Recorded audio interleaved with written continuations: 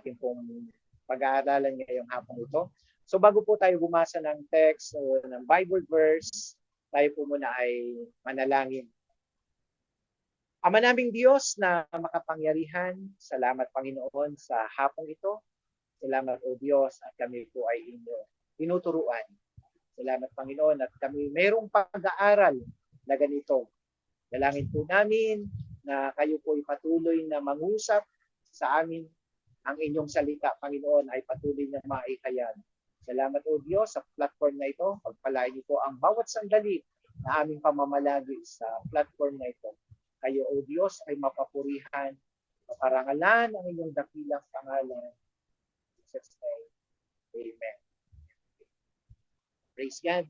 Katulad nga po ng nasa ating pong flyers, ang topic po natin ay obedience is wisdom from God.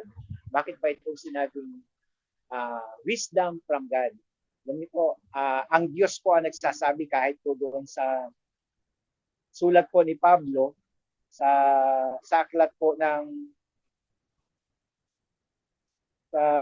sa Efeso, si Pablo po ay lumiham. Alam niyo po, nung lumiham po itong si Pablo sa mga taga Efeso, ang chapter 1 verse 17, ang sabi po na kanyang panalangin, liham panalangin, idinadalangin ko sa Diyos ng ating Panginoong Hesukristo, ang maluwalhati ang Ama, na kalooban niya kayo ng espiritu, na pagkalooban niya kayo ng espiritu ng karunungan at magpahayag tungkol sa Diyos upang lubos niyo siyang makilala. So karunungan po ang hiningi po nitong si Pablo sa mga taga-Efeso. Kaya, okay, basahin po natin ang ating key verse ngayong hapong ito.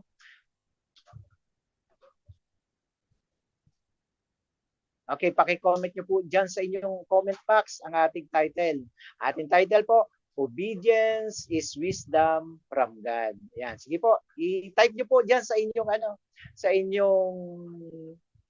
sa inyong cellphone, sa inyong comment box. Ilagay nyo po yung title po natin ngayong hapong ito. So, naniniwala ako na ang Diyos ay mangungusap sa bawat isa sa atin. Okay, sabi po ng aklat po ng Santiago, ang kabanata po ay isa, ang talata po mga minamahal ay sa talata po 17. Ganito ang sabi ng kanyang mga salita.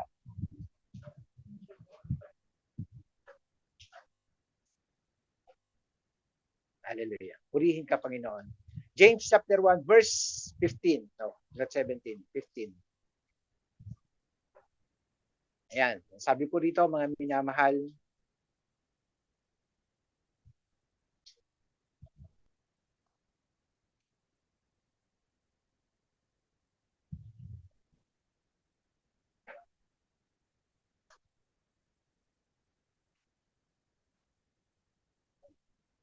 at ang pagnanasa, kapag naitanim sa puso, ay nagbubunga ng kasalanan. At ang kasalanan, sa hustong gulang, ay nagbubunga ng kamatayan. Praise God, napakagandang salita na sinabi nito si Santiago doon sa kanyang liham. Alam niyo po, dito po sa sinabi niya ito ay puso ang tinatanong dito. Puso ang kinakausap.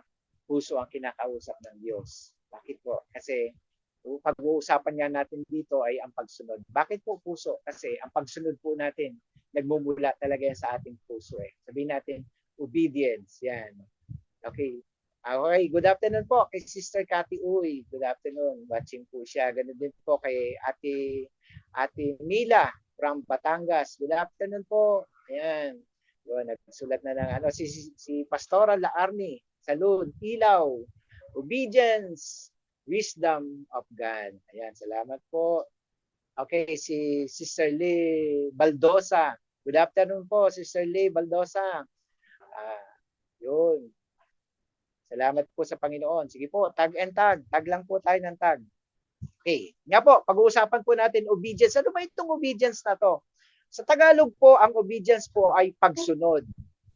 Sa ibang salin po, ang obedience po, o yung pagsunod ay pagtalima or obey. Ano pa po? Pagtupad. Okay, sinabi po dito din sa huli natin na banggit, pagtupad. Ang sabi po ng salita ng Diyos, alam niyo po, ang Panginoong Hesus ay hindi siya nalulugod eh. Hindi siya nalulugod doon sa mga taong hindi sumusunod. Kasi ang sabi po ng Luke chapter 6, verse 46, ang sabi ng kanya mga salita,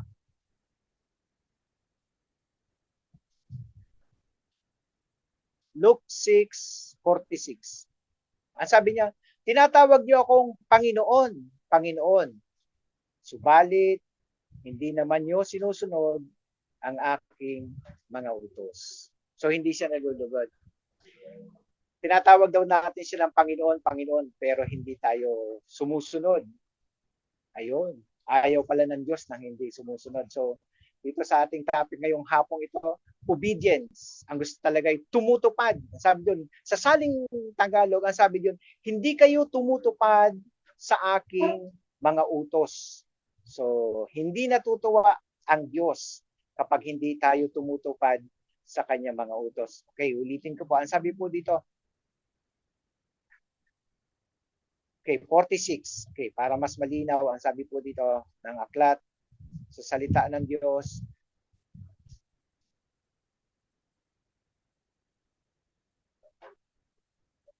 Ayun, sabi po yun, bakit ninyo ako tinatawag na Panginoon, Panginoon?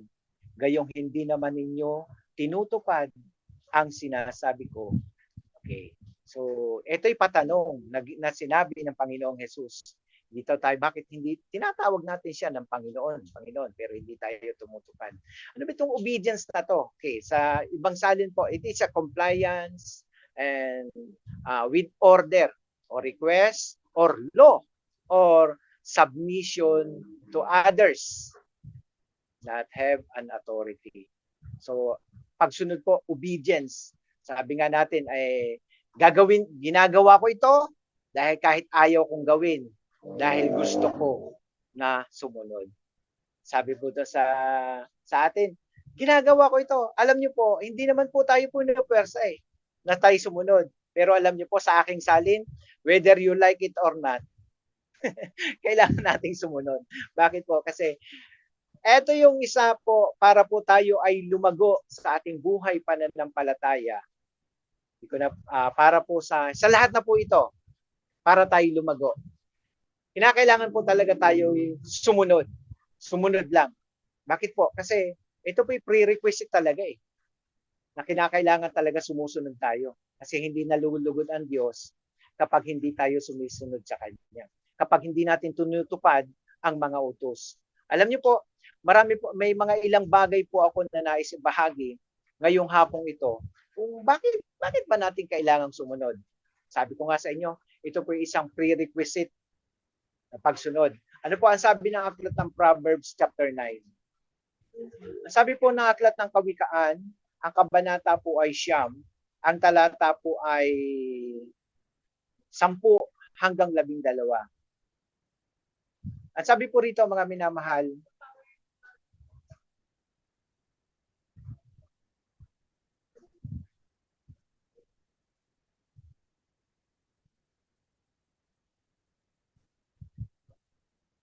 hallelujah.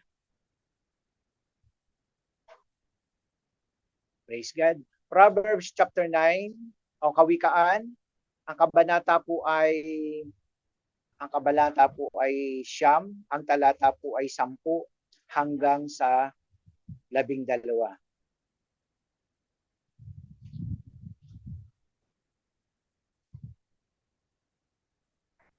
Okay, ano po ang sabi dito ng kanyang mga salita? Okay. Praise God, yan nawawala. Okay, chapter 9, verse 10. Okay, sabi po rito, pagkatakot kay Yahweh ay pasimula ng kaalaman. Ang pagkilala sa Kanya ay may dulot na karunungan. Sa pamamagitan ko, Hahaba ang iyong araw dahil sa akin lalawig ang iyong buhay. Kung mayroon kang dunong, mayroon kang pakinabang, ngunit ikaw ay magdurusa kapag siya'y tinanggihan. Hallelujah. Napakaganda. Napakaganda na sinasabi ng salita ng Diyos. Karunungan, wisdom. Ang wisdom po na ito, nagmumula sa Diyos. Ang sabi po ng kanyang mga salita sa aklat po ng Santiago, ang sabi doon, kung kulang kayo ng karunungan, humingi kayo sa akin. Alam niyo po, karunungan na ito, nahihingi pala sa Diyos. Kahit po yung mga naunang mga lingkod ng Diyos, alam niyo po, ang unang bagay po na nais kong ibahagi sa inyo, obedience. Kapag sinabi po nating obedience, ito po yung tinatawag po nating full submission or full surrender. Ibig sabihin po ay yung ipaubaya po natin sa Diyos ang lahat ng bagay. Basta ang mahalaga, sumunod lang tayo. Meron pong pangyayari sa aklat po ng Lucas. Sa aklat po ng Lucas chapter 5. Meron pong pangyayari doon sa lingkod ng Diyos na si Simon. Alam niyo po, itong si Simon na to ay isa siyang mangingisda. At alam niyo po, magdamag siyang nanghuli ng isda. Magdamag siya, nagbabad siya, magdamag siya nandoon sa lawa. Nihahagis ang kanyang net, siyempre, bilang isang mangingisda, nihahagis niya ang kanyang net para siya ay makahuli. Pero alam niyo po, dumating ang hanggang umaga, wala siyang nahuli. Wala siyang huli. As in, wala siyang huli. Alam niyo po, kapag ang isang mangingisda ay magdamag na sa dagat, siyempre, pagod na yan, puyat pa, at pag walang huli, siyempre, nalulungkot siya. Malungkot yan. Malungkot sa buhay ng isang mangingisda kapag wala siyang nahuli. Ang sabi po dito sa Luke chapter 5, verse 1, simulan po natin sa verse 1. Minsan, habang nakatayo si Jesus sa tabi ng lawa ng Genesaret, nagsisiksikan ang napakaraming tao sa paglapit sa kanya upang makinig ng salita ng Diyos. May nakita siyang dalawang bangka sa baybayin, nililinisan ng mga mangingisda ang kanilang lambat at wala sila sa kanilang bangka. Sumakay siya sa isa sa mga ito. Pagmamay-ari ito ni Simon. Hiniling niya rito na ilayo ng konti ang bangka mula sa baybayin. Napo siya sa bangka at nangaral sa mga tao. Pagkatapos niyang mangaral, sinabi niya kay Simon, "Pumalaot ka, ihulog mo ang mga lambat upang manghuli." Sumagot si Simon, "Guro, magdamag po kaming nagpagod, ngunit wala kaming nahuli. Ngunit dahil sinabi ninyo, ihuhulog ko ang mga lambat." Ang ganda po, Ang ganda ng senaryo na ito. Ang ganda ng tagpo na ito. Ang sabi ni Simon, ang sabi niya, "Because you say so," sabi sa English translation, "at dahil sinabi po ninyo, susunod ako sa inyo." Ito po yung isang pagsunod na tatawagin po natin itong obedience activate God's power. Alam niyo po, kapag sinabi po nating nagkakaroon po ng activates, may na-unleash. Ano pong ibig sabihin? Meron pong napapakawalan. Kapag ang isang tao ay sumusunod sa kalooban ng Diyos, hindi yung kanyang kalooban. At alam niyo po, kapag sinabi po nating na-activate, ay meron po itong para bang nai-ignite.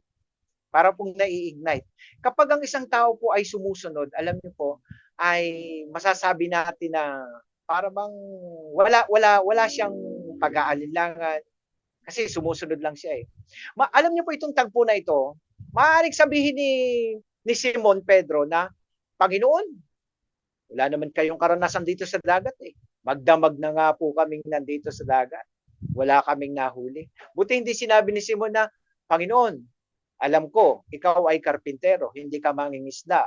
Wala kang experience sa pangingisda. Pero kami meron. Pero dahil itong si Simon ay gusto lamang niyang sumunod, kaya sabi niya, because you say so, dahil sinabi mo, kasi ang kaharap niya, Panginoon eh. Dahil sinabi mo, Panginoon, ihuhulog ko ang lambat. Halimbawa tayo kaya ng mga nakikinig ngayon. Sinabi ng Panginoon, may sinabi sa atin, o itong gawin mo. Ano kaya gagawin natin? Tayo kaya ay susunod kaagad? Ang sinabi ko po sa inyo kanina, ang pagsunod po, ang obedience po, ay ito po yung tinatawag po natin sa Tagalog na ginagawa ko ito, ginagawa mo, ang ayaw mong gawin dahil gusto mong sumunod. Alam niyo po, obedience. Kapag sinabi po nating obedience, ang kasunod na po noon, tuldok. Para po kasing sundalo eh. Ang sundalo, kakaiba pa sundalo. Ang sabi ng mga sa sundalo, obey before you complain. Sa isang Kristiyano, kapag gusto po nating sumunod, obey, no complain. Susunod lang tayo. Katulad po ito si Simon. Wala siyang ginawa eh. Dahil sabi niya, Lord, because you say so, dahil sinabi mo, wala akong magagawa. Susunod ako. Alam niyo po, nung kami ay isend po dito sa NAIC, kami po ay 6 months pa lamang po, magsi 6 months pa lang po dito sa NAIC na nag-pioneering po ng church. Alam niyo po, nung una pong sabihin sa amin ng ating mga pastor, ang sabi sa amin, Pastor Ruel, kayo ay pupunta ng NAIC at doon kayo magpapasimula. Alam niyo po, tanda ko nung sabihin ito ni Pastor Mate, Pastor Dong, ako biglang natawa ng lihim. Natawa ako ng lihim kasi sabi ko, taga Batangas ho kami. Kami sanay sa Batangas, alam namin ang Batangas. Bakit doon nyo kami dadalhin sa NAIC? Nagtatanong ang aking sarili. Sabi ko, kasi iniisip talaga namin, dahil taga Batangas kami, may bahay kami sa Batangas, meron kami marami ng mga kakilala at nandun ang aming mga kamag-anak. Siniisip namin noon ni Pastora Malo, sabi ko, siguro sa Batangas tayo dadalhin. Pero ang sabi sa amin, pumunta kayo ng NAIC. Ala, eto na. Sabi ko kaagad, sabi ko, Lord, bakit sa NAIC? Wala kaming kakilala doon. As in, wala. Wala po kaming kakilala dito sa NAIC nung kami po pumunta dito. Wala po kaming connection at wala po kaming bahay. Ang sabi ko, Lord, baka naman nagkamali sila na sinasabi. Akala nila siguro kami taga Cavite, baka nakalimutan nila kami taga Batangas. Pero dahil, ang sabi ko, sinabi ng lingkod ng Lord di sumunod. Ito naman aking kapartner. Si Pastora. Nagbubulungan kami pag uwi. Ang sabi niya, mahal, sa NAIC ba talaga? Sabi ko, sa NAIC eh. Alam niyo po, eto na, nung gabing yun, hindi kami nakatulog. Hindi kami nakatulog kasi pinag-uusapan talaga namin. Kasi nung sabihin sa amin, hapon eh. And then sabi ko, baka naman nagkamali lang. Baka ano. Pero sabi niya, hindi, NAIC daw eh. Makalipas ang ilang mga araw, eto na naman, binanggit na naman. Punta na kayo sa NAIC. Hanggang sa alam niyo po, tumagal pa kami ng ilang, medyo matagal pa eh. Sabi ko, sabi sa NAIC daw eh. Naalala ko ngayon to, sinabi nito si Simon. Sabi niya, sinabi ng Panginoon ihulog daw ang lambat. Alam niyo mga minamahal. Nung sabihin ng Panginoong Jesus kay Simon na ihulog yung lambat, hindi na siya nag-hesitate. Anong ginawa niya? Sumunod lang siya. At alam niyo, nung maihulog niya ang kanyang lambat, kung babasahin po natin doon sa verse 6 up to the following, mababasa po natin doon ang sabi ng salita ng Diyos, halos mapunit ang kanilang lambat at napuno ang dalawang bangka at halos hindi nila madala sa tabi yung kanilang huli. Ano pong ibig sabihin po nito? Kapag tayo po'y sumunod, alam niyo po, na-activates po yung power ng Diyos sa buhay po natin. Minsan ayaw lang natin sumunod. Minsan napakinggan na natin. Sinabi na sa atin, sinabi sa inyo, hindi sumunod lang. Alam nyo, nung kami po pumunta dito sa Naik, alam nyo, bago po kami nakakita ng bahay na uupahan, nakalimang beses po kaming naghanap. 5 beses, iba-ibang araw po yun. Minsan, pumunta po kami dito kasama pa si Pastor Walter dahil yung kanilang sasakyan. Minsan naman, nakamotor lang ako. Pag nakamotor lang po, ako lang po mag-isa. Pero pag mayroon pong sasakyan na 4 wheels, kasama po yung aking may bahay si Pastora. Nung pangalawang punta namin, wala talaga kami makita. Tapos pumunta ako dito, maghapon po ako nakamotor. Sabi ko, Lord, maghahanap ako ng bahay. So sabi ko niya, maghapon ako dito, uulan, umiinit. Wala talaga akong makita. Alam niyo, sabi ko, Lord, wala naman Pero sabi, Naik daw Naik. Sabi ni Pastora, nag-chat-chat kami. Sabi niya, baka naman tama sabi ni Pastora, Naik and beyond. So punta po ako ng 13. Naghanap ako sa 13. Bakit ba wala din ako makita? Wala akong makitang bahay na uupahan. Tapos pinuntahan ko po itong Rancho Verde. Sabi ko, naku, para itong disyerto.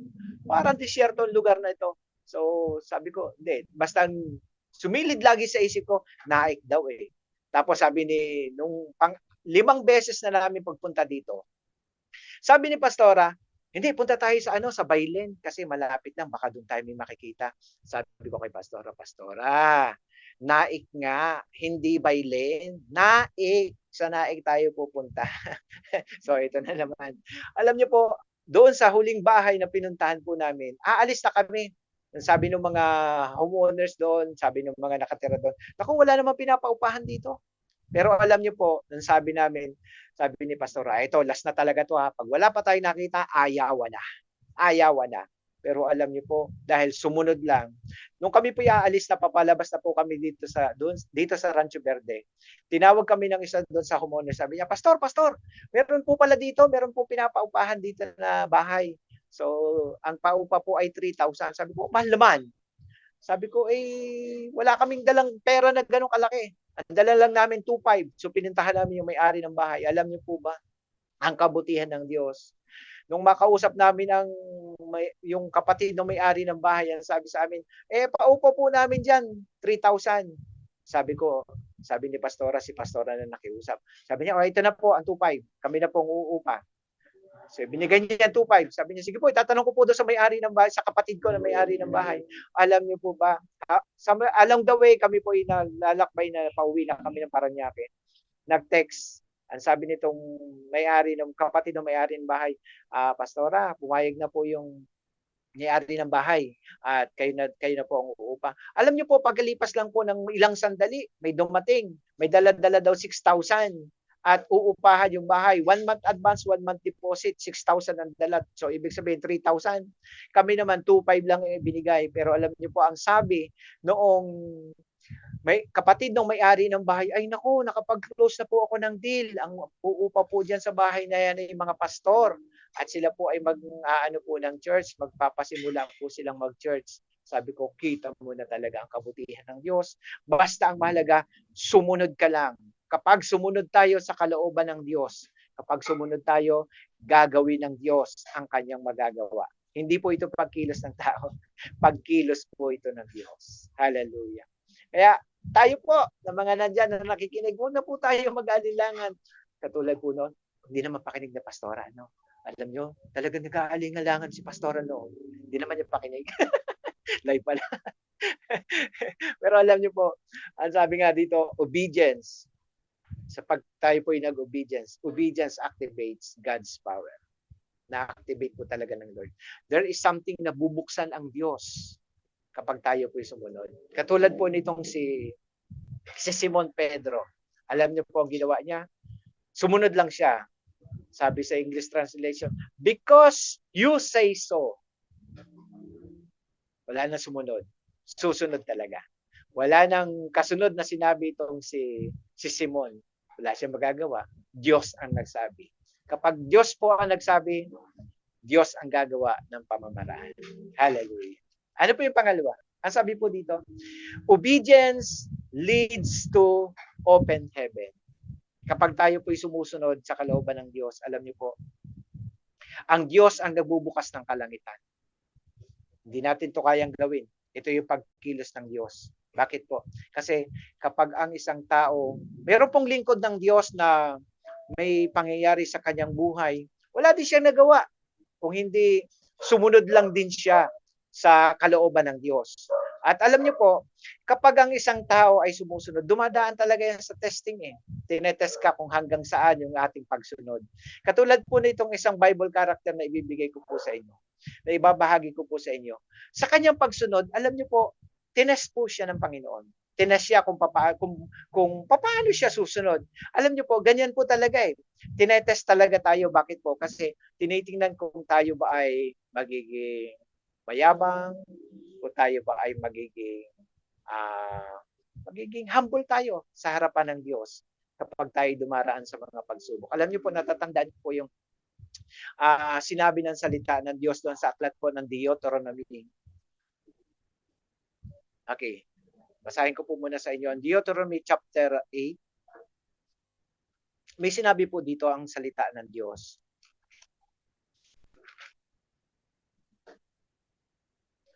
Ano po ang sabi po dito sa verse, simulan po natin sa verse 1. Sundin ninyong mabuti ang batas na ito na ibinigay ko sa inyo ngayon upang humaba ang inyong buhay, dumami ang inyong lahi, at kayo'y makarating sa lupaing ipinangako ni Yahweh sa inyo ng inyong mga ninuno. Sa inyong mga ninuno. Okay, verse 2. Ang sabi po rito, alalahanin niyo kung paano niya kayo pinatnubayan sa loob ng 40 taon upang matuto kayong magpakumbaba.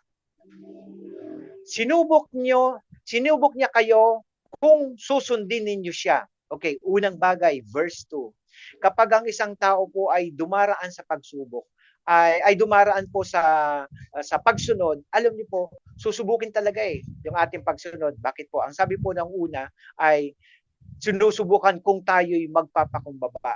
Okay, sabi po doon sa verse 3. Tinuruan niya kayong magpakumbaba. Ginutom niya kayo ginutom niya kayo bago bigyan ng mana, isang pagkaing hindi ninyo kilala ng inyong mga ninuno. Ginawa niya ito upang ipaunawa sa inyo na ang tao'y hindi lamang sa tinapay nabubuhay, kundi sa bawat salitang nagmumula sa bibig ng Diyos. Kita niyo po? Pag tayo po ay sumusunod, hindi naman po kaya tayo sumusunod dahil tayo pinapahirapan eh.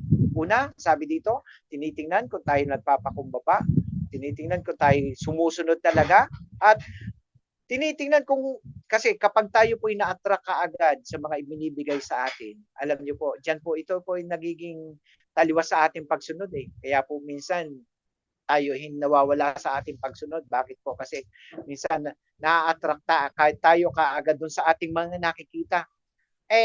Ginuto muna sandali ng Diyos itong mga tao. Bakit po? Kasi yung pagkain ibibigay sa kanila, pagkain hindi naman kilala.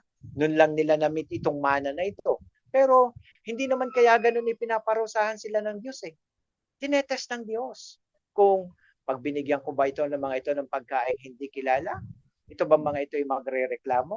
Ano bang reaksyon ng mga tao pagka ibinigay sa atin itong mga ganitong pagkain?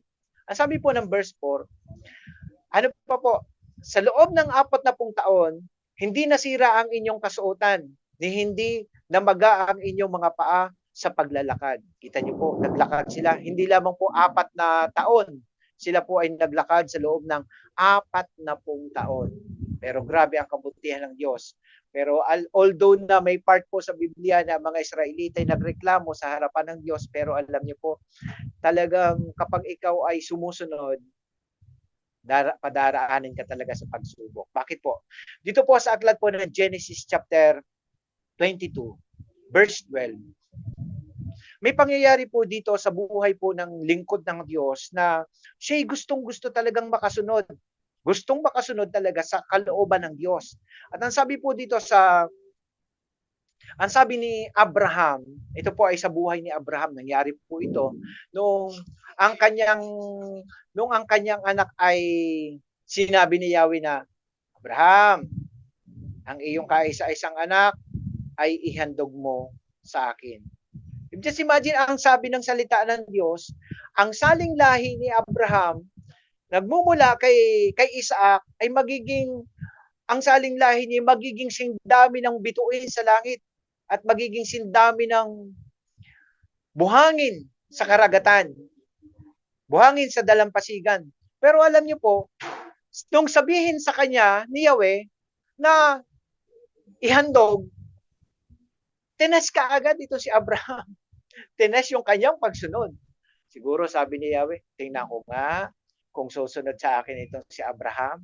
Pero alam niyo po, napakaganda po ng tagpo na nangyari po dito. Ang sabi po sa simulan po natin sa verse 5. Kaya sinabi ni Abraham sa kanyang, simulan po natin sa verse 1. Verse 1. Okay. Pagkalipas ang ilang panahon, sinubok ng Diyos si Abraham. Tinawag siya ng Diyos, Abraham, narito po ako. Tugon naman niya. Sinabi sa kanya, isama mo ang kaisa-isa at pinakamamahal mong anak na si Isaac at magpunta kayo sa lupain ng Moriah. Umakyat kayo sa bundok at naituturo ko sa iyo at ihandog mo sa akin. Kinabukasan, maagang umahon si Abraham at nagsibak ng kahoy na gagamitin panggatong sa paghahandog na susunugin.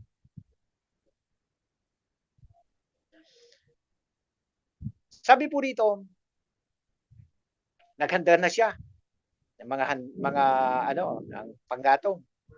Hindi handa niya ang asno at umalis kasama si Isaac at ang dalawang aliping lalaki papunta sa lugar na sinabi ng Diyos sa kanya.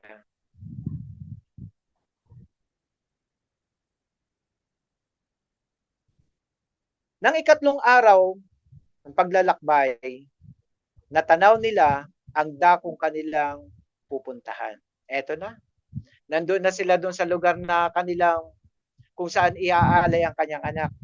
Pero itong si Abraham, hindi siya nagtanong kay Yahweh. Hindi niya sinabing, Panginoon, bakit naman ganun? Yung aking anak, kaisa-isa, pero sinabi mo, magiging sindami ng buhangin at bituin sa langit ang aking lahi. Pero ngayon, sinabi mo, iaalay ko sa iyo. Paano kami dadami? Alam niyo po, very confident itong si Abraham. Very confident siya doon sa kanyang ginagawang pagsunod. Ito namang part ni Isaac, hindi naman din siya naglaban. O pwede namang sabihin ni Isaac, Lord, Ama, ayaw ko.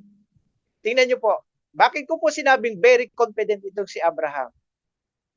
Verse 5, kaya't sinabi ni Abraham sa kanyang mga alipin, bantayan niyo rito ang asno at kami na lamang ng bata ang aakyat sa bundok. Sasamba kami sa dako roon at babalikan namin kayo. Grabe, kita niyo po, very confident ang itong pagsunod o itong pagiging obedience nitong si Abraham. Bakit po confident siya? Kasi ang sinabi niya doon ay dito na lamang kayo. Sasamba kami sa dako roon at babalikan namin kayo. Hindi niya sinabing babalik ako pagkatapos kong ihandog, pagkatapos kong maghandog. Ang sabi niya, babalikan namin kayo. Ibig sabihin, confident siya na bubuksan ng Diyos ang langit. At ang Diyos ang magpapadala ng tamang hain. Tinitingnan lamang ng Diyos kung papaano ba susunod itong si Abraham. Sa atin po kayang buhay, minsan kaya kapag tayo ba ay sumusunod, siyempre dumaraan tayo sa mga testing. Ano kaya ang sasabihin natin doon sa mga testing na dinaraanan natin? Maaaring tayo magrereklamo, maaaring na nandiyan na yung sabihin natin maghe-hesitate na tayo. Ay, hindi po pwede. Kaisa-isa nga lang ho itong anak ko eh. Ito na nga lamang ang kaisa-isa eh. Eh kasi that time, matanda na siya eh. Matanda na itong si Abraham. Nasa 100 years na po siya, 112 na that time.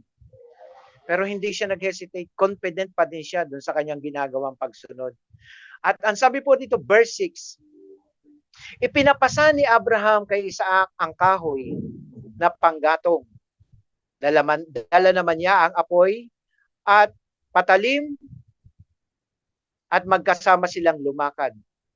Tinawag ni Isaac ang pansin ng ama. Ama, ano yon anak? Tugon ni Abraham. Meron na po apoy at panggatong. Ngunit nasaan po ang tupang ihahandog? Tanong ni Isaac.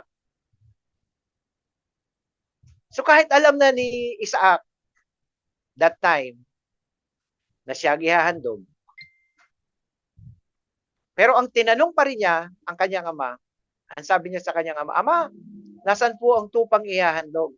Sumagot si Abraham, Anak, ang Diyos ang magbibigay niyon.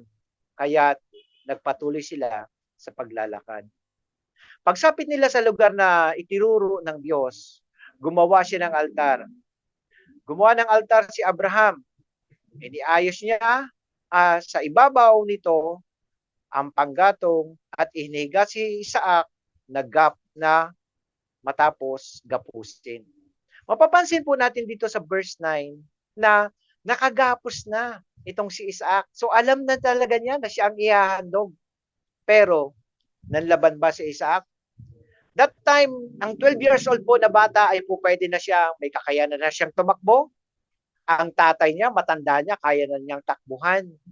Pero dahil itong si Isaac ay meron ding espiritu ng pagsunod, hindi niya ito ginawa. Bakit? Alam din ni Isaac na kapag siya'y sumunod, bubuksan ng Diyos ang langit para doon sa kanilang pangangailangan. At ang sabi po na sumunod sa verse 10, nang sasaksakin na niya ang bata, tinawag siya ng anghel na Yahweh at mula sa langit sinabi, Abraham, Abraham. Narito po ako, sagot ni Abraham. Sinabi ng anghel, huwag mong patayin ang bata. Huwag mo siyang saktan. Natitiyak ko ngayon, handa kang sumunod sa Diyos sapagkat hindi mo ipinagkait sa Kanya ang kaisa-isa mong anak. Alam niyo po, sa atin pong buhay, huwag na tayo maglaban. Minsan yung ating kalooban, nalalaban pa eh. Huwag nating isipin na, paano ba gagawin ito ng Diyos? Ang Diyos lamang po ang may kakayanan na magbukas ng kalangitan. Hindi natin kayang isipin, sabi nga ng kanyang mga salita, hindi natin kayang isipin, hindi natin kayang arukin ang kalooban ng Diyos. Basta ang mahalaga po, huwag nating isipin kung saan manggagaling. Basta ang Diyos ang magkakaloob nito. Ang simple lamang po, sumunod lang tayo. Sabihin natin, susunod na ako! Susunod na ako! Ayan. Okay, pangatlong bagay mga minamahal. Pangatlong bagay na nais pong iparating sa atin. Obedience is wisdom from God. Ang pagsunod po talaga ay karunungan ng Diyos. Karunungan na nagmumula sa Diyos. Bakit po? Kasi ang karunungan po na yan Ito po yung hindi kayang ibigay sa eskwelahan, hindi itinuturo sa sa atin ng mga kaibigan. Ang magtuturo lamang po nito ay ang Diyos.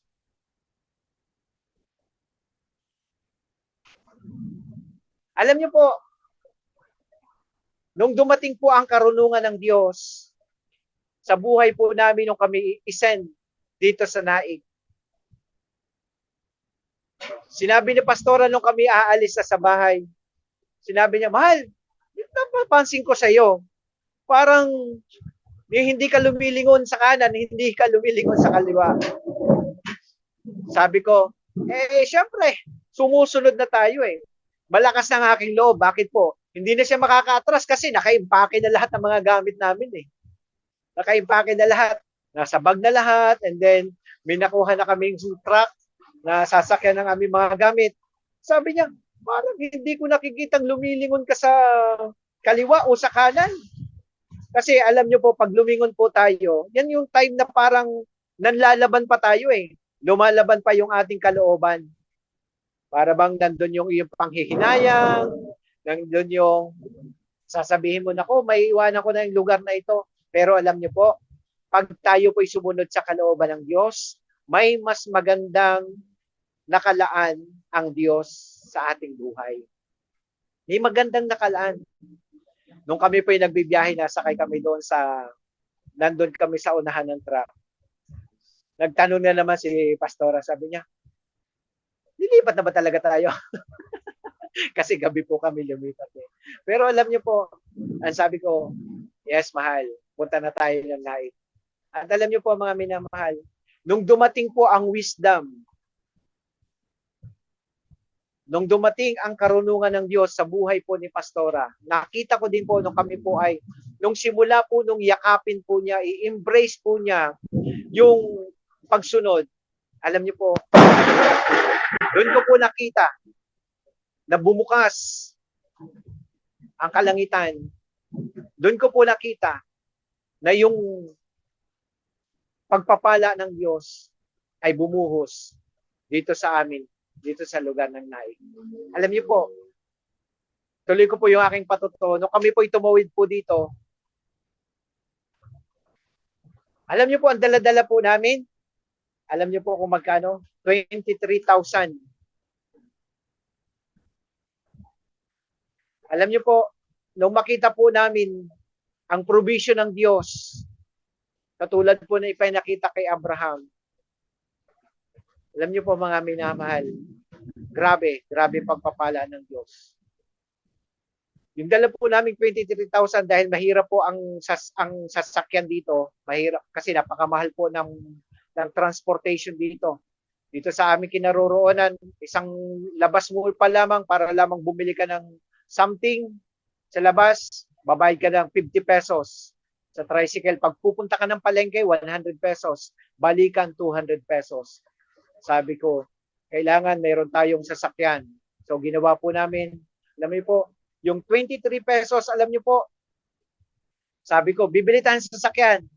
Sabi ko doon, ano kayang mabibili natin sa sasakyan at 23 pesos?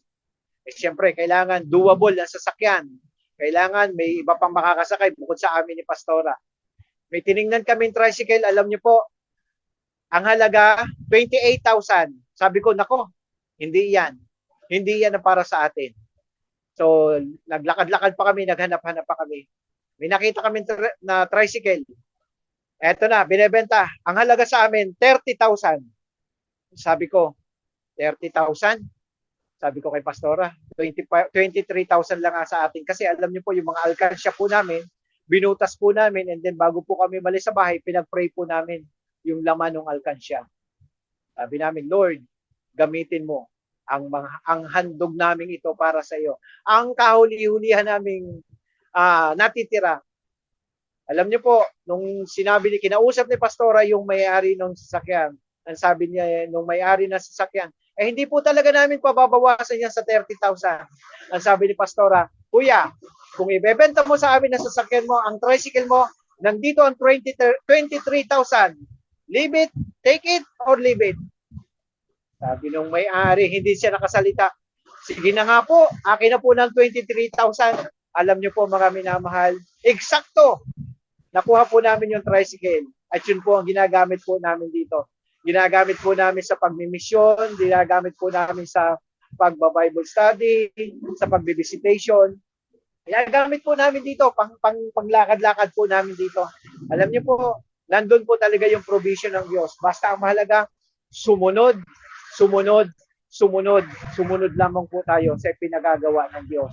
At alam niyo po, grabe po, nung kami po'y makasunod na kapag pasimula na po kami na mag Sunday service po dito.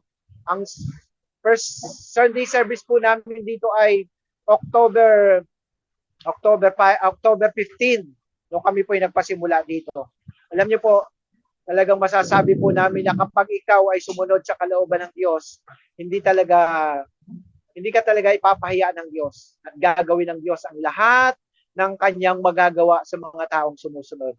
First Sunday service po namin, ang gawin po namin sa sound system, yung pong maliit po na sound system. Alam niyo po, bigla pong pagkatapos po ng Sunday service namin, may nag-text sa amin. Sabi niya, Pastor, ano po bang sound system na ginagamit niyo dyan? Sabi namin, eto po. So pinakita po namin ang picture. Okay, bago ko po ituloy, sabi po ni Ate Mads Cristobal, sabi niya, mahirap pong sumumay kasi na-overwhelm ka sa mga bagay na mga ano to? Dating sa inyo. Ayan. Wala kang peace. Ayan, sabi niya. Wala ka daw peace. Ayan, sabi niya. Kapag sumusubay ka. Talaga po, totoo po 'yan. Sabi niya po si Sister Maria Priscilla Eugenio. Amen. Napakabuti ng Panginoon. Sabi naman po ni Sister Jonaline Ninyalga, good afternoon po. Praise God po sa buhay po, Pastor Roel Lopez at Pastora Malu. Yan, ganun din po. Salamat po sa buhay po ninyo.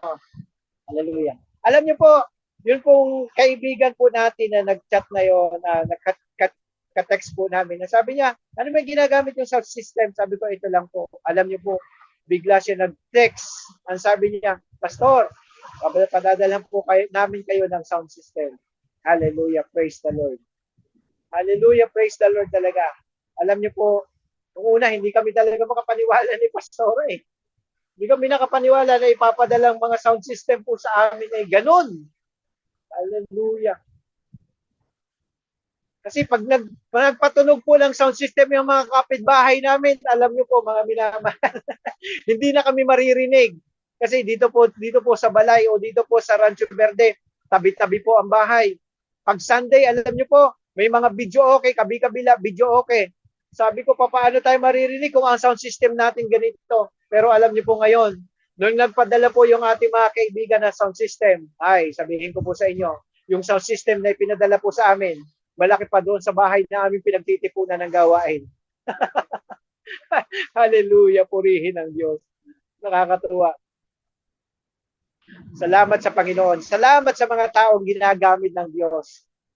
Salamat talaga. At alam niyo po, hanggang sa ngayon ay talagang ganun na lamang po yung aming pasasalamat sa mga taong ito. Na ang Diyos po ang kumikilos, mga minamahal. Sa mga hindi natin kayang isipin, mga bagay na hindi natin maarok ng ating isipan kung paano gagalapin ng Diyos. Huwag na po nating isipin yan. Ang mahalaga, sundin lamang natin kung ano ang ipinagagawa ng Diyos. Ang sabi po ng Deuteronomy chapter 28, mga minamahal, at dito po ako magtatapos. Chapter 28, ang verse po ay 1 hanggang 14. Ang sabi po dito, mga minamahal, kung susundin lamang ninyo si Yahweh na inyong Diyos at tutuparin ang kanyang mga utos, gagawin niya kayong pinakadakila sa lahat ng mga bansa, sa balat ng lupa. Mapapasa inyo ang lahat ng mga pagpapalang ito kung susundin ninyo ang Diyos na Diyos ninyong si Yahweh. Pagpapalain niya kayo sa inyong mga bayan, sa inyong mga bayan at inyong mga bukid. Pagpapalain niya kayo ng maraming anak, masaganang ani sa inyong lupain at maraming alagang hayop. Pagpapalain niya ang imbaka ng inyong inaning butil at mga pagkaing nagmumula roon. Pagpapalain niya kayo sa lahat ng inyong gagawin. Ang mga kaaway na magtatangkang lumaban sa inyo ay matatalo ninyo sa tulong ni Yahweh. Sasalalakayin nila kayo, ngunit magkakanya-kanya silang pagtakas. Pagpapalain niya ang inyong mga kamalig at lahat ng inyong gawain. Pagpapalain niya kayo sa lupang ibinigay niya sa inyo. Tulad ng pangako ni Yahweh, kayo'y gagawin niyang isang bansang matatag na nakalaan sa kanya kung susundin ninyo siya at tutuparin ang kanyang mga tuntunin. Sa gayon, makikita ng lahat ng bansa na kayo'y kanyang bayan at matatakot sila sa inyo. Pasasaganain nila kayo sa lahat ng bagay pagdating ninyo sa lupaing ibibigay niya sa inyo. Pararamihin niya ang inyong anak at mga hayop at pasasaganain ang ani ng inyong bukirin. Bubuksan niya ang langit upang ibuhos sa inyo ang ulan sa kapanahunan. Pagpapalain nga niya kayo sa lahat ng inyong gawain dahil dito hindi kayo mangungutang, sa halip kayo pa ang magpapautang sa ibang bansa. Gagawin kayo ng Diyos ninyong si Yahweh na pinuno sa mga bansa at hindi tagasunod. Uunlad kayo at hindi mabibigo kung susundin ninyo mabuti ang kanyang mga utos at ibibigay ko sa inyo. Huwag ninyong lalabagin ang alinman sa sinabi ko sa inyo. Huwag kayong lilihis sa kanan o sa kaliwa. Huwag kayong tatalikod kay Yahweh, ni sasamba o tatalikod o maglilingkod sa mga Diyos-Diyosan. Hallelujah. Purihin ang Diyos. Salamat sa Panginoon. Salamat sa kabutihan niya. Okay, bago po tayo manalangin, mga minamahal, lagi po nating tatandaan, wala pong sumunod sa Diyos na pinabayaan ng Diyos.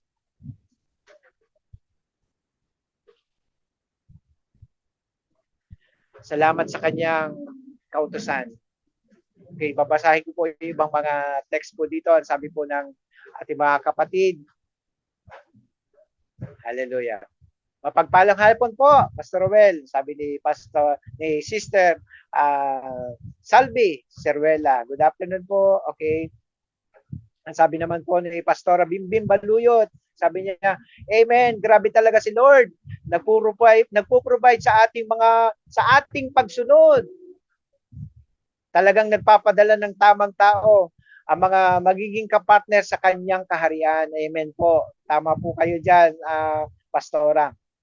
Okay, ang sabi naman po dito sabi ni Sister Pastora Laarne, Amen. Maging faithful at sumunod at magpasalamat lagi sa lahat ng bagay. God is faithful, God. Amen po. Mapagpalang hapon po sa inyo. Sabi po dito, good afternoon po, Nanay Nanay Cora Santos. Good afternoon po sa inyo. Salamat sa buhay ninyo, sa pagsunod po ninyo, sabi Pastor Roel, Pastor Malo, may pagpapala At siya ang magbahala sa lahat ng mga needs ninyo.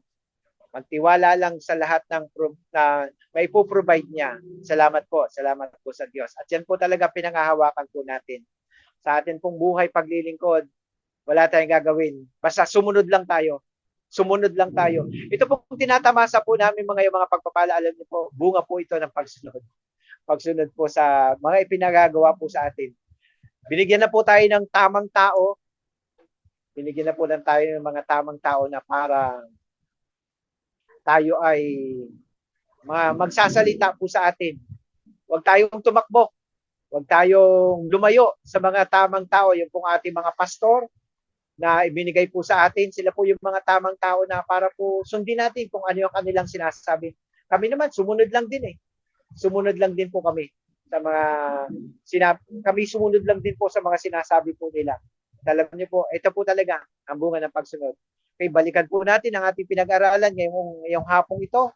To wrap up po, okay, obedience. Okay, pagsunod po natin. Obedience, sabi po dito, activates God's power. Kapag tayo po sumunod, meron pong ina-unlock ang Diyos sa buhay po natin. Tawag po dito yung ina-unleash. May pinakakawalan. Kasi po, makakawalan po talaga yung mga pagpapala na dati nakatali, dati mga pagpapala na hindi natin hawak, bibigay sa atin ng Diyos, basta tayo sumunod. Ano pa po? Obedience leads to open heaven. Talaga po ang pagsunod po talaga, binubuksan ng Diyos. Ang Diyos po talaga magbubukas ng kalangitan. Katulad po ngayon, sa ating nabasa, binuksan po ng Diyos ang kalangitan. Nagulat po ako, biglang kumulog, biglang lumakas ang ulan. Ibig sabihin, patunay ito na binuksan ng Diyos ang kalangitan. Pinabuhos niya ang masaganang ulan. At hindi lamang po ulan. Yung pong binasa po natin sa aklat ng Deuteronomy chapter 28, gagaganapin po yan ng Diyos sa atin. Bakit po? Obedience is wisdom from God. Yun po yung karunungan ng Diyos sa ating buhay. Lagi po nating tatandaan, ating Diyos ay Diyos na tumutugon sa ating mga kahilingan. Yes, tama po ang sabi po ni ating kapatid, si Pastora. Our obedience attracts God's because He attract God and we attract people around us too. Yes, nakaka-attract po talaga. Katulad nga po ng pag-aaral po namin kagabi, mga kapastoral na mga nag-preach po kagabi, alam niyo po talaga namang tama po yung binabahagi natin mga pastor. Talagang kapag na-attract tayo sa Diyos, maraming mga tao ang ma-attract po sa atin. At wag po nating hayaan na sa atin lang ma-attract ang tao. Tama po ang sabi ni Pastora Bimbim na ang tao ay sa Diyos ma-attract. Bakit po? Ang Diyos ang nagbibigay ng ating mga pangangailangan. Basta sumunod lang tayo. Sumunod lang tayo sa Kanya. Tayo po ay manalangin.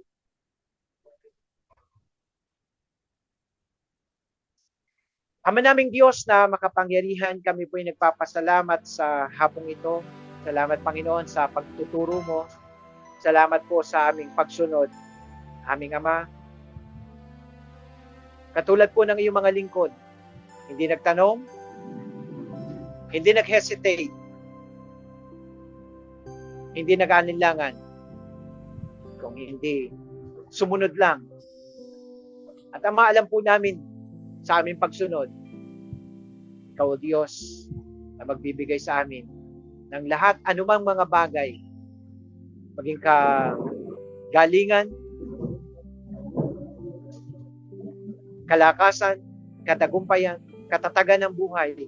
Ikaw o Diyos ang magbibigay nito. Kaya Ama, hayaan niyo po na kami patuloy na sumunod sa iyong kalooban. Lakaran namin, Panginoon, kung ano ang nais mo at siyang maganap sa aming mga buhay. Father God, pagpalain, Panginoon, ang aking mga kapatid na nakikinig sa sandaling ito. Hindi ko po sila kilala. Hindi ko alam ang kanilang mga pangalan.